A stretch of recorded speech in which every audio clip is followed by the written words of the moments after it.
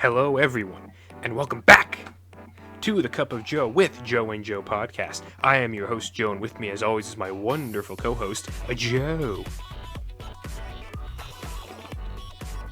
It's about time I picked a rom-com. Yes, it is. Also, it's been a while since you've had just standard coffee as your drink of choice for the beginning of one of these episodes. I was expecting the cracking and the hissing of the can, and then all I heard was the slight slurp of the mug. Well, yeah, I know, but because normally, coffee normally doesn't affect me that late at night, but we have been recording it a little bit later, and a lot of the times it's like right after like soccer practice or like I had a meeting or I was traveling somewhere, so it's like, sitting down and having a beer after that's kind of nice. But I will assure you, in the comic episode, a beer can will be opened. I can 100% guarantee ya there will be a beer can in the next episode. Okay, and there's another slur. Anyway, yeah, it is about time you picked a rom-com. We're talking today about Crazy Stupid Love, which has two of my favorite actors in it of all time. My future wife Emma Stone, and then Ryan Gosling, whom I love in that one movie that I never saw. Yeah, do we want to start this off with like a quick recap of the whatchamacallit? Hold, Joe, shut the fuck up. I have a proposition, okay? Stop talking. Okay? Good. Okay. So, normally I always am like, hey, Joe, you do like a quick recap of this shit, and then I feel a little bit bad making you do that, okay? So I have a proposition. Real quick. What if, whoever picks the movie, the other person has to give the recap for that movie. That way there's none of this weird dancing around trying to hoorah. That's wonderful. I am completely fine with that. Okay. So then that means I'm going to give a quick recap of Crazy Stupid Love. I'm going to try and make this brief. Here we go. I tried cracking my fingers. I didn't hear anything, though. So... opens up, you're in a lovely restaurant, lots of people playing little footsies underneath the table. It starts off pretty PG, and then you kind of go towards the PG-13 era section, and it really gets to R, but you can feel it trending up that way. And then you come to our two, I guess you'd call them main characters, which is Cal, played by Steve Carell, and Cal's wife, whose name I don't remember. I forget it as well. Anyway, not important. Moving on. Okay, quick, like lightning, Joe. So they're at the dinner table, and Cal, you can tell he's kind of a wet towel. He's just kind of like a sop of a man, and you're just kind of like, man, this guy kind of sucks. And his wife is there, just sort of like, and then he's like, all right, we'll say what we both want on the count of three. They're at a restaurant. They're going to do a little game. It's funny. And he goes 3, 2, and then she goes, I want a divorce. And you're like, oh, uh-oh. So, they're driving home. Cal jumps out of a car. It's not that important. He's fine. They get home. You meet the babysitter, 17-year-old girl named Jessica. Cute girl. You find out she kind of has a man crush on Cal, and it's really uncomfortable, but also really funny. And she's babysitting their two children, Robbie and the smaller sister, whom it doesn't matter. She's not a character in this thing. Robbie was caught by Jessica choking the chicken, if you may, and then to try and relieve some of the tension between those two characters, this is before the parents get home, he walks down to Jessica and he's just like, hey, Jessica, it's okay that you saw me. She's like, thank you, but we can stop talking about it now. I didn't really say anything. And he's like, I think of you when I do it. And you're just like, wait, what? And he just keeps talking because Robbie is very much in love with Jessica, even though he is 13 and she is 17, and he's just like, in a couple of years the age difference won't really matter, and she's just like, please stop, you're a tiny boy and I am a tall girl. So Hulk reference. There you go. Yeah, I knew you thought I wasn't gonna say it. All right, move it. Lightning, Joe. Lightning. Gotta move on. So Cal moves into an apartment. Like he goes off and does his own thing, and he's sat in a bar for a while. He's like, there's this trendy, cool bar thing, and he's just sort of like, I'm gonna mope in this bar and complain to everyone about how my wife left me because she's fucking Dave something or other. I can't remember his last name, but they make a bit out of it. And Ryan Gosling frequents this bar a lot. He is Ryan Gosling it up, and he just kind of walks over to women of any type, and he's just sort of like, hey, I'm going to buy you a drink, and then we're going to go back to my place, and then we're going to bang. And you're just like, yep, I mean, he looks like Ryan Gosling. It makes a lot of sense. And so, basically, over the course of Cal coming in and complaining at this place for a long time, Ryan Gosling then comes along, and he's just like, oh, yeah, okay, so I'm going to teach you how to be cool. And so you have a nice little, like, Karate Kid kind of thingy-ding where he teaches him to wax on and wax off, and then before you know it, hey, Cal's banging Marissa Tomei because he's honest and truthful. And wow, I didn't see that coming. Spider-Man's and what? Anyway, things start to get a little bit rocky because, whatchamacallit, Emma Stone, who Ryan Gosling's character previously was like, ooh, I want to take you home and whisper sweet nothings to you. She was like, nope, I'm gonna leave. Turns out she has a boyfriend, but he's also kind of like a wet sop of a man, so it's like, fuck that guy. But so, Ryan Gosling and Emma Stone's character end up getting together because Emma Stone finally realizes, oh, that guy's a wet sop of a man. So she goes over and she kisses Ryan Gosling, and she's like, ooh, let's go back to your place. And he's like, yeah, okay. And so they go back there. There's a dirty dancing bit, and then instead of banging, they just have a wonderful, beautiful night. And then Cal is also like having a heart-to-heart with his wife after banging 9 other women, but we're not going to talk about that right now. And then there's a whole big thing at the end where everyone comes together and you realize, what? Emma Stone's character is actually Cal's daughter. And then you see that because Ryan and Emma are now dating, and you're like, oh my god, and Cal knows what kind of a douche Ryan is, and so he's just like, no, you can't do that. And then the David guy comes in. Oh, and also at some point the babysitter takes nudes of herself and is going to mail them to Cal, and her dad finds out, is I'm going to go beat up that man. And then you have a whole big backyard battle, and the cops are called, but it's fine. And then everything kind of resolves itself. Also, Robbie gets Jessica's nudes, and that's really weird. That's the whole movie, though. Bye-bye, thank you. Not bad. Thank you. I was kind of dragging in the beginning, so I was like, I need to... Lightning, Joe! Lightning! I need to speed this up, so I kind of rushed the second half of the explanation. Joe, I think you did a wonderful explanation. I gotta say, starting off this podcast with saying, like, oh, thank God, like, it's about time I picked, like, a rom-com. This, rom-coms, if there is a type of movie that is my soul, it's a rom-com. Like, I will pick a rom-com any day over anything. It is just, I love rom-coms. I think they're great. I feel like I'm a expert in rom-coms because I also love making fun of the bad ones. Ooh, and okay. I've seen plenty, and so, like I said, rom-coms are the go-to. I'd say the only other movies that are like, oh, if like you think Joe Cimino, you think movie, probably like Studio Ghibli. But then you also you mainly think rom-com. So this is big for me. Crazy Stupid Love. This is a classic rom-com. This is like up there with like Love Actually, with like rom-com, like probably like popularity. Would you agree with that? Mm-hmm. I'd say so, but again, I'm not nearly as well versed in the realms of rom-com as you are. But I was going to ask you, yeah, obviously, I was going to ask you, like, would this be like a top 5 rom-com, like a top 3? Like, where would this rank on your rom-com list, real quick? Okay. So just to get it out of the way, I love this movie. I thought it was great. I couldn't tell. I know. I was trying very hard to bury the lead. So I love it. I think this thing is great. And with rom-coms, a lot of times I can rewatch them so many times. Like, Joe, have you ever heard of a little movie called 500 Days of Summer? I have, but I have never seen it. Okay, okay. Well, I had a feeling about that, so it's on the list on my phone for podcast movies. So you never know. Okay. But that movie I've seen over 10 times, and never ever gets old for me. And I love it because you don't have to think too much about it. Like I like movies that make me think, like like a Blade Runner, like a 2049, Gosling, bringing that up as well.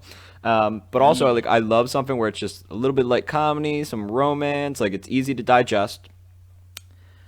So, Crazy Stupid Love is 100% my type of movie.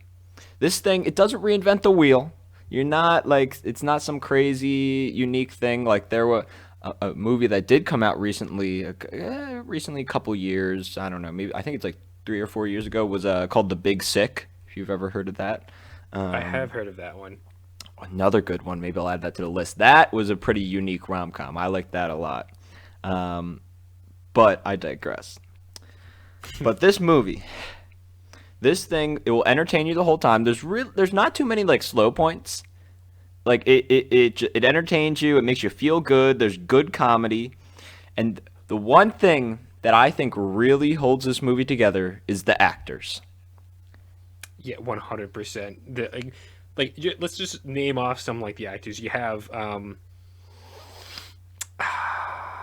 Steve Carell, Steve Carell. Thank you. You have Steve Carell. the You have best Ryan dad Gosling. ever. He is the best at as played in this movie and as played in Despicable Me, obviously. And also in a bunch of different movies. He was the dad in Beautiful Boy with Timmy, or my, is it Beautiful Boy? It was something. Yeah, I think it was Beautiful Boy with Timmy Chalamet. He was also the dad Timothy in Chalamet.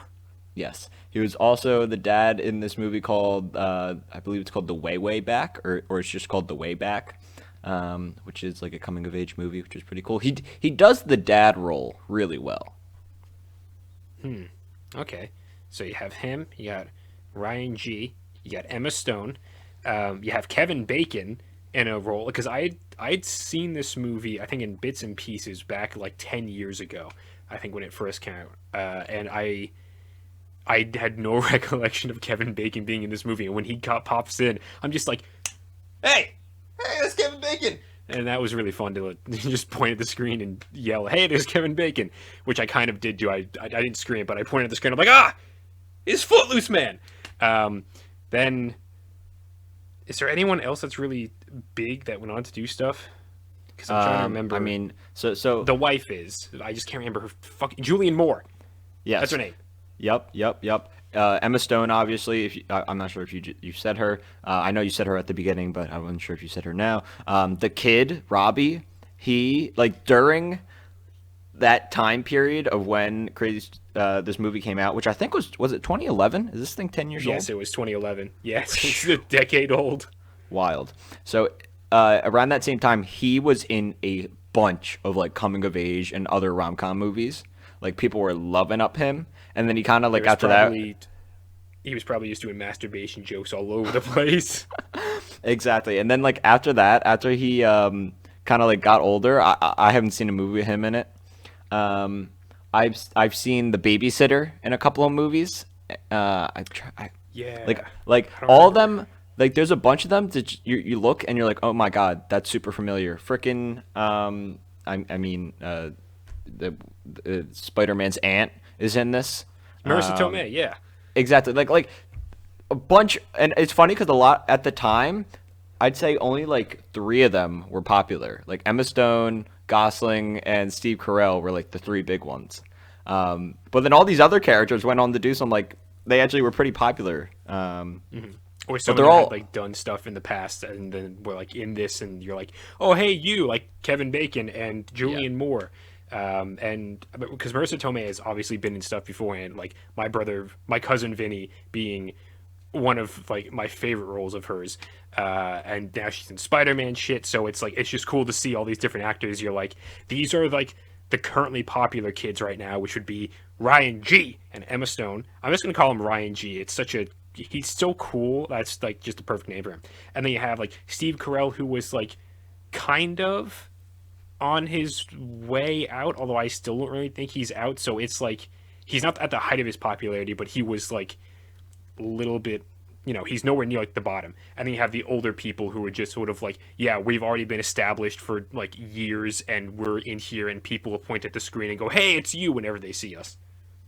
Yeah, yeah. And I think even the dad of the babysitter, I'm trying to, I can't remember. Was he in The Office? Maybe. I feel like there'd probably be a couple Office alum in this movie. Like, I'm pretty sure. Oh, the mom of the babysitter has also been in a couple other movies. Yeah, I But it, recognized them. yeah, like I can't remember names, but I recognize them. Like, it's definitely like during that time period, they were the hot stuff, and then probably went on to do other Joe, stuff. Joe, I want to be referred to at some point by a couple of 20-something-year-olds as the hot stuff. I mean it in nothing but positivity. Yeah, no, totally. But like, I would just love for a 20-something talking about me, like when I'm 50, to be like, remember back when Joe and Joe were the hot stuff in like 2020s? Like that was peak Joe content back then. Oh man, that would be pretty cool. But so actors are great, but not even just the actors, the characters that have been written for this movie and that these actors play, the characters are really cool. They're all unique, they're all pretty funny, they're all a little quirky. And I Gosling, man, this dude, this dude's my hero. Like Wait, the I'm actor or the character that he plays? just him, right? Okay. Okay, I'll bring up 2 points with this. So him as a person, I just want to talk about him as a person. Okay.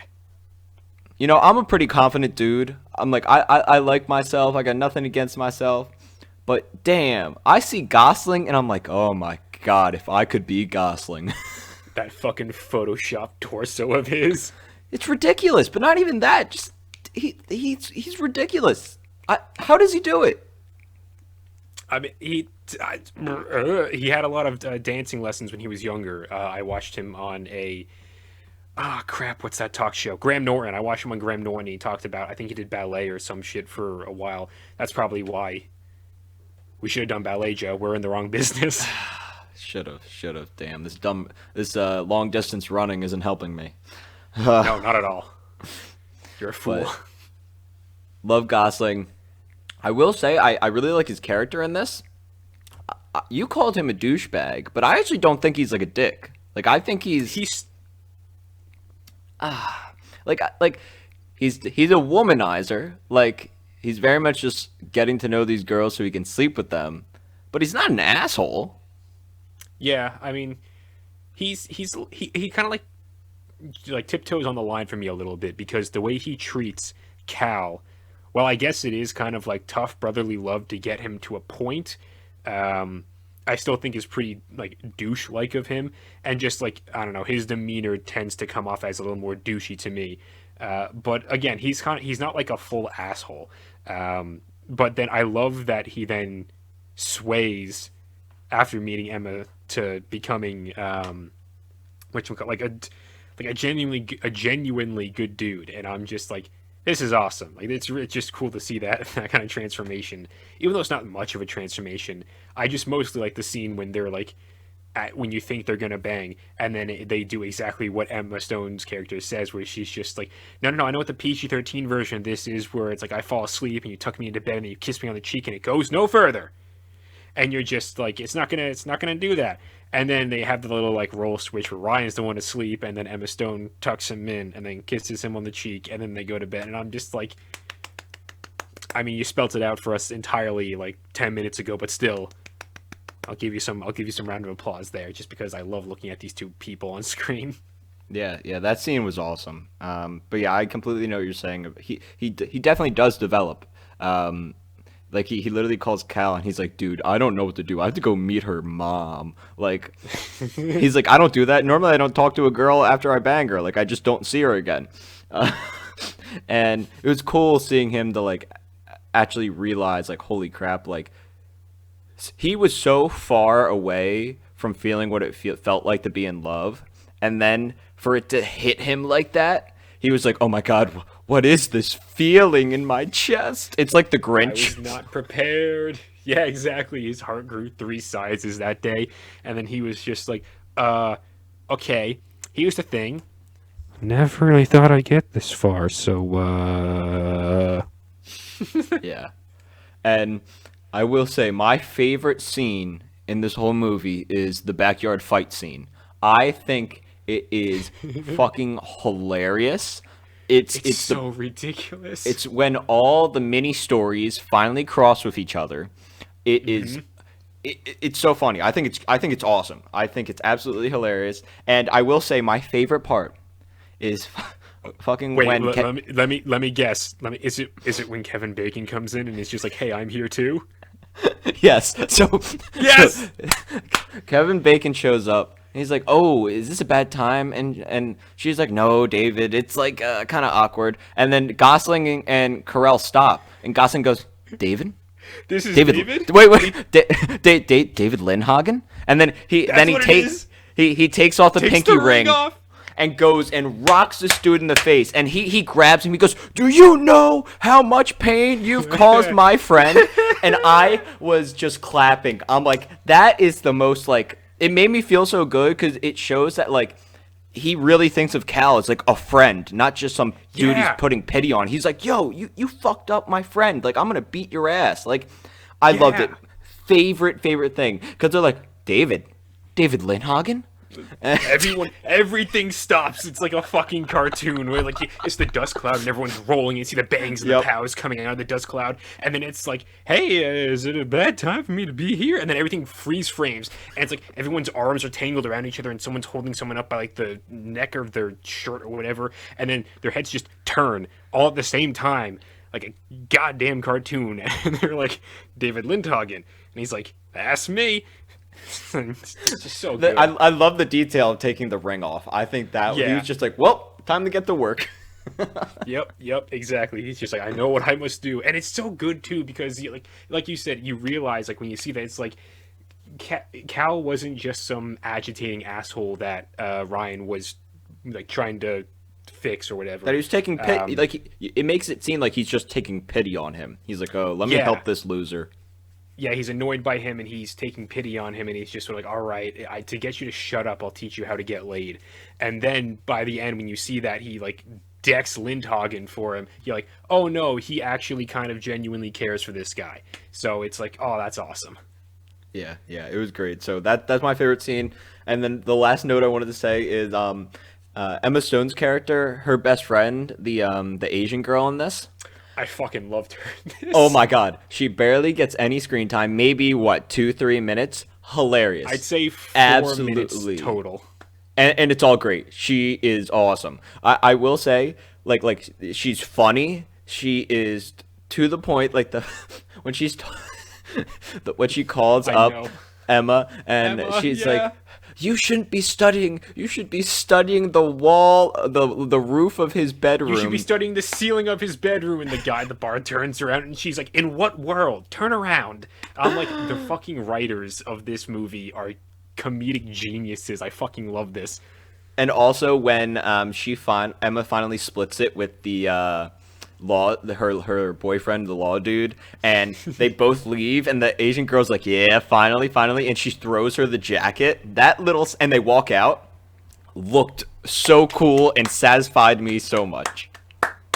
That was so awesome. I also love like the little because they did the reversal with the whatchamacallit, the line that Emma Stone's character Hannah said. I do remember the characters' names now that we've been talking about this for a while. Like Ryan G is Jacob, and then Emma Stone is Hannah. But I'm just gonna keep calling them Ryan G and Emma for continuity.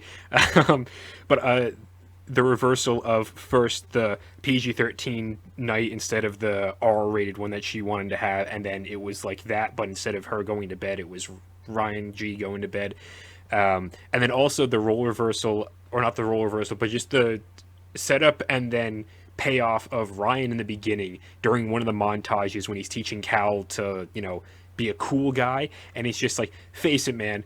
Men won the sex war a long time ago, and he's just like talking about how they're superior or whatever.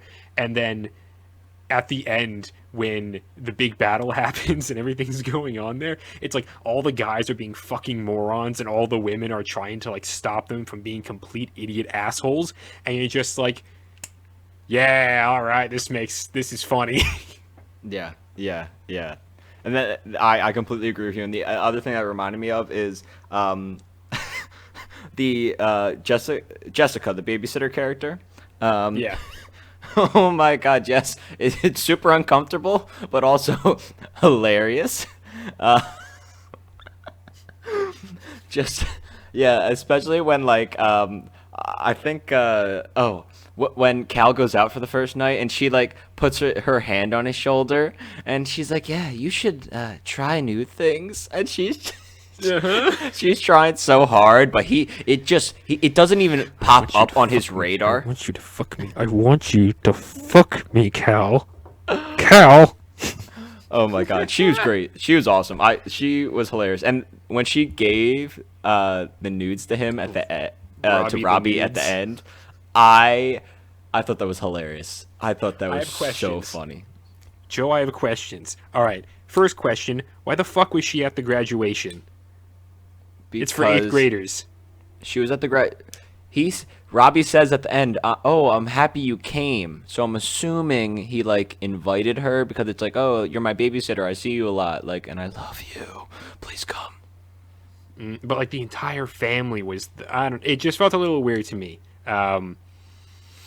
Yeah, that's like my only real legitimate gripe, and the fact that she gives him, like, you can tell this was made in like the early. Well, it like one of my early notes is that this thing has 2000s energy in like one of the best ways possible, because this really does feel like a product of the 2000s. Like it was made right on the cusp between the end of the 2000s, the beginning of the 2010s, and all that crap. And I can't fucking imagine a rom-com where at the end a 17-year-old girl like about to go off to college or become a senior or whatever Stanford. gives a 13-year-old boy, Stanford, that's right, gives a 13-year-old boy her nudes, and she's just like, little gift for you, and then kisses him on the cheek and walks away. That is like that scene was written by a 13-year-old boy because he was like, this is my ultimate fantasy. And because like I can't even imagine having sex right now. Like that's so far off. I'm a 13-year-old boy, Joe. But if a girl gave me her nudes, now we're talking. I thought it was great. I thought it was hilarious, and the fact that he just looks at it, and as soon as he opens it, his eyes just like bulge, and she's like, "I think that'll get you through high school." It's not the only thing that's bulging, Joe. Oh God. If you catch my drift. But I like how she was like, like, here's some new material for you. Yeah, exactly. It's like what the fuck? She's one of the first OnlyFans. Yes. Oh my god. Oh my God. I Oh mean, my not really, God. because like porn has been a thing since the dawn of mankind. But still, like, that's just funny. She's Yeah. like one of the first on the sites. She's just like, nah, I've been doing this since like 2011, baby. I know all about this shit. I saw this coming a mile away. And I also like how they like kind of like portray her as like the nerdy girl. But I don't know. I thought she was pretty cute. So I mean, that's my opinion. But Yeah, I no, digress. she's not. None of these people are bad looking, except for maybe Robbie, but that might just be No, his David stupid Lindhagen haircut. is ugly as fuck. Kevin Bacon's gross. He's Kevin Bacon. Kevin Bacon looks like he smokes 20 packs of cigarettes a day. A lot of people are into that. This is true. I'm sorry for hating on Yeah. Kevin Bacon. It's just like I associated him with David Lindhagen, and I can't like David Lindhagen. Moving No, I just want on. to punch him in the face. I got nothing else to say for this film. Do you have anything else to say, or if not, I'm just gonna give my rating. There are a couple scenes I just want to hit on that I find Okay, let me hear it, let fucking me hear it. hilarious. Yeah, so in the beginning, when Cal is first going to meet Jacob, Ryan G, he's walking in the mall and he sees him. Do you remember what Ryan is doing and how long they fucking linger on this for? What? He's eating the pizza. He's eating a pizza in slow-mo, and I swear to God, it takes up a third of the movie's runtime. The camera just is a slow linger and slow pan in on Ryan Gosling just eating a single slice of pizza in a suit, just standing in a mall. And it's just, why do you linger on this for so long? I'm Why like, yeah, He's not? a good-looking guy. I really, that's I guess that's the thing, where it's like, if you have Ryan Gosling in your movie, You make why the most wouldn't out you of just him. put him in a suit and then have him eat pizza in slow mo. That makes. A I lot mean, of that's sense. all I needed to watch. I didn't need to see any other part of the movie. That was enough for me. I mean, I would have been very sad if all the parts with Emma Stone also got cut out because again, she is my future wife, my wife. So I would very much be sad if those were cut out. But if we made a cup of Joe cut of this movie and it was just the scenes with Ryan Gosling and Emma Stone in them, I think that would be just as good, if not a better version of this movie. Hot take. Anyway, second scene that I want to talk about real quick. You're gonna like this because you fucking hate Kevin Bacon. When Robbie first meets him at the wife's office, and like she walks away, and Kevin Bacon's character David turns around and he's just like, "Hey, bud." Kiddo, pal. So what's what's your day been like, or whatever the fuck they're talking about?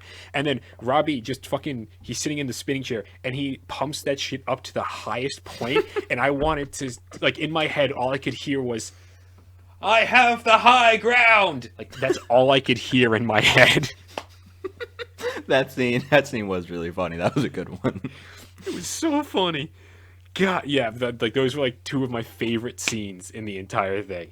Yeah, and then my last note is just 2000's energy in a good way, which I already said, but I'll say it again because it really, like, this for me feels like Easy A and Superbad. Like, it's just got that kind of 2000s comedy energy, but it's like, for me, that's like some of the best stuff for that era as far as comedy goes. And I gotta say, I really enjoyed this thing. I'm happy to hear that, and I completely know what you're saying because it's hard to explain it. Like you can almost tell by looking at it. You're like, oh, like like when you look at an '80s film, you can tell the time period of when it was made. You're like, oh, that's '80s, but like Because it was all black and white. but for like, I don't know, like sometimes like more recently, it's harder to tell like sometimes I forget like, oh man, that movie came out like 10 years ago. That's wild. But this one really has that feeling where you're like, oh man, that's like 2010, 2011. That's like we're going into like the social media era. Like things are starting to change a little bit. Technology is just getting blown out of the water. Like Everyone's got their sliding phones with like little keypads and like screens that are approximately 1 centimeter in, diameter or whatever. So you're like, ah, yes, before Apple took over the world. yeah. The only iPhone you see is the one that Jacob has, and it's like the iPhone like 2. It's like the small black one. And then I think I don't even remember that. you Holy see it crap. like one oh it was when they were in. It's when he's talking to Cal on the phone in the liquor store. Yes. Okay. Yeah. Yeah, so it's and there's a bunch of other movies that had the same vibe, like you said, like you brought up like Superbad and stuff. Like, but even like I feel like this time period, I will say, as a rom-com aficionado, a lot of good ones came out, man. A lot of good ones. So then, where would you give me your rating, and then where you would rank this amongst your like hierarchy of rom-com palace stuff? Okay, okay. So I give this a 7 out of 10, and I'd say it's not in the top 5. Actually, it's good. It's Wow. good, but I've seen some pretty good ones. I've got a lot of catching up to do. I can make a big list, but it's in the 5 to 10 area. Like it's somewhere in there. I think it would probably fall to like a 7 or 8 probably, like somewhere around there. Just because I've seen so many good ones that like I love, and that I've rewatched. Like I rewatched at least all of them more than once. This one I've only ever seen, like I've seen bits and pieces of this before. This is why I wanted to watch it, because it's like it's always on like FX or something, like during holidays or whatever. It's like, oh, during like Valentine's Day or whatever. And so I've seen bits and pieces of it. This was the first time I really sat down and watched it all the way through. But I bet you I come back and rewatch this plenty of times, and it probably moves back up. But yes, I would say in between 5 and 10 on my rom-com rating, and a 7 out of 10 overall. Okay. I'd probably give this a.